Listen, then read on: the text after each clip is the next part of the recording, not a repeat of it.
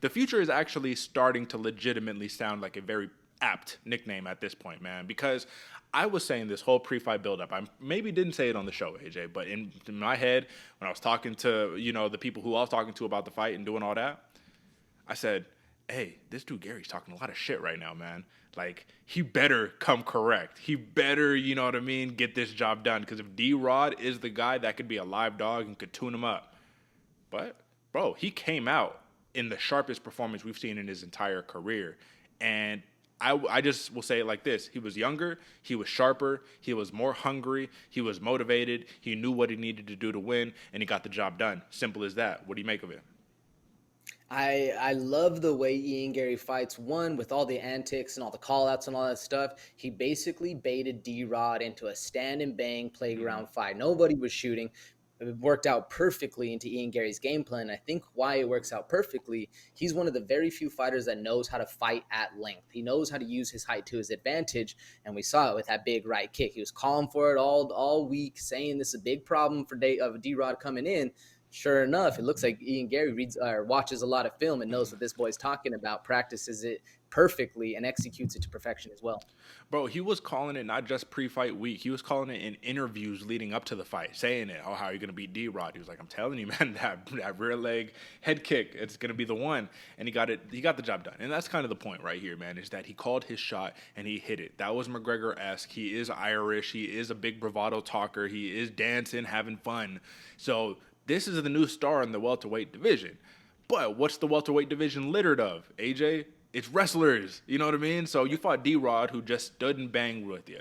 And that's totally cool, man. But if we actually take a quick look at Ian Machado Gary's hit list, in the UFC at least, it's been Jordan Williams, Darian Weeks, Song Kanan, Daniel Rodriguez. You're going to notice a theme there. And the theme is it's not the most high level fighters, right? Because at the end of the day, you want to build up your prospect.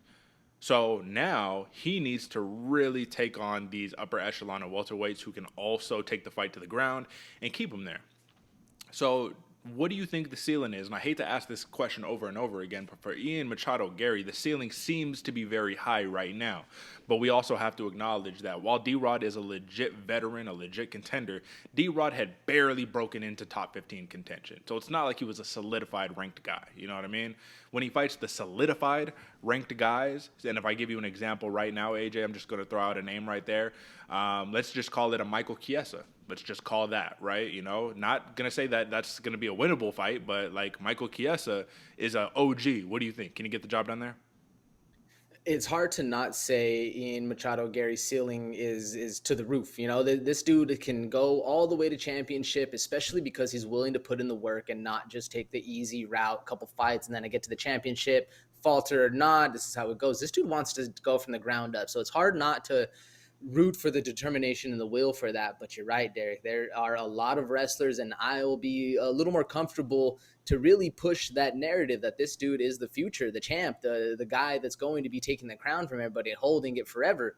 Once he's able to shut down those wrestlers, you know, or once he's able to shut down the grapplers. When we see Ian Machado Gary on his back in the deep waters, bloodied up, canvas painted red, what does he make of himself then when his shots calling didn't work? When he said, oh, I got this for the guy, it turns out the guy had something else.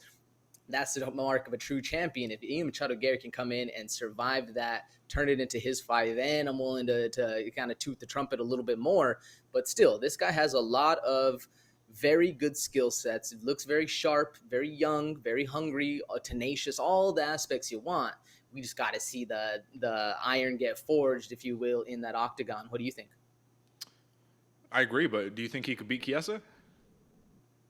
Yeah, I actually do think he could beat Chiesa. Okay, all right. That was my main question. Yeah, no, I feel everything that you're saying is correct. I'll really crown him as the next guy once you see that. But he did call out Neil Magny, right? So that is a big test right there. That is a good grappler. That is a OG, a veteran right there. But I do think that even Neil Magny, it's like, is that the test you want? Maybe a Vicente Luque, maybe. I mean, here's the thing, man. You get up to that top, you're talking about Sean Brady, Shavkat Rachmanov, Hamza, Bilal, Gilbert, Colby, Kamaru. Like, oh, we need to maybe take a couple steps back. But he did say, he's like, I have this 6-fight plan where I'm going to, and listen, man, a plan is a plan, but not everything goes to plan. Everyone has a plan until they get punched in the mouth. Shout out Mike Tyson. All right, man.